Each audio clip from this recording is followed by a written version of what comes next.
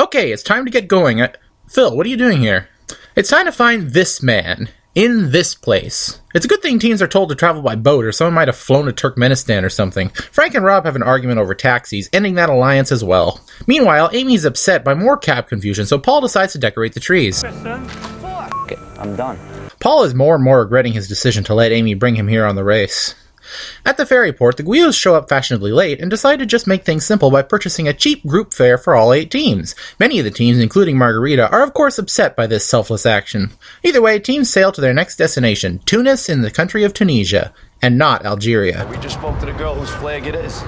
This girl we spoke to is from Algeria. Once on land, it's a mad dash for taxis as all 8 equalized teams rush for the first location. Margarita nearly mows down a woman in her rush.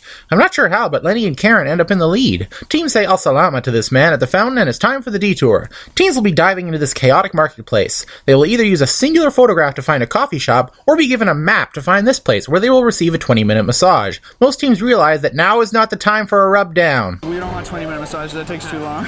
Everyone runs into the marketplace and things get hectic. The lawyers and Nancy and Emily find locals willing to guide them, but it only helps slightly. Where in the world is this coffee shop? No, it's not at the massage parlor, guys. Getting naked won't help. Trust me, hot scalding coffee and bare skin do not mix.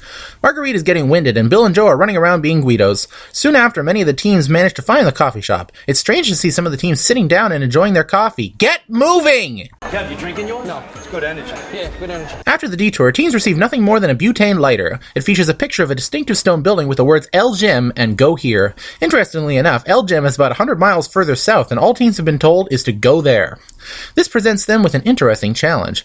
Some of the teams decide to save money and hop on a train. This is ultimately a poor choice and knocks them to the back of the pack. Everyone else decides to splurge on a taxi to take them all the way there. A large group of young men help Nancy and Emily find the coffee shop, so now that they're back out, they need to figure out a way to properly reimburse them for their help. This ends up creating a huge sea of people that totally blocks the street, and boxes the Guidos' taxis in. Hee hee. The frantic Guidos react to this in an interesting way. Go. He's still trying to stop him. Don't believe him. From there, most teams enjoy a nice long drive through the desert. The grandparents, however, are having troubles. Their taxi driver doesn't want to drive all the way to El Gem, and so passes them to another driver. When they try to pay the first driver, he refuses to accept their American money, and they had never gotten a chance to exchange currency.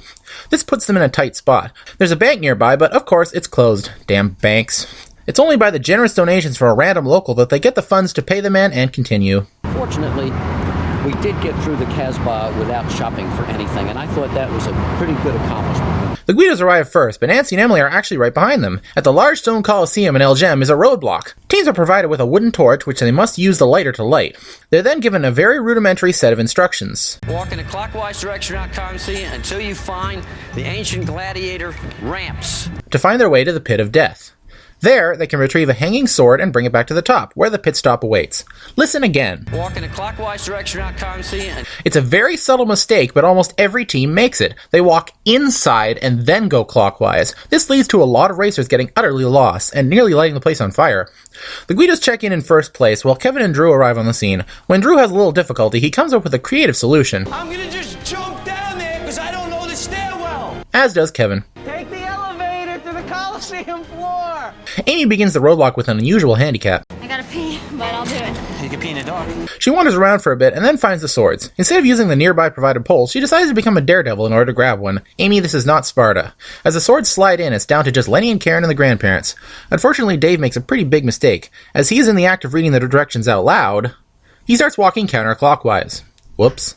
Lenny's not having much luck either and ends up just wandering around. I'm not going clockwise, I'm going counterclockwise. Yep, you got it, bud. Soon after, though, Lenny manages to find the sword and even manages to find a dragon to kill. Alright, slay this guy. Margareta counts the swords and knows they're in last even before he shows up. Phil emerges from the lion's cage to eliminate the grandparents, and all the other teams show up to bid them congratulations. It's a touching moment and something that will probably never ever happen again. You did a great job, Margareta, and we'll miss you.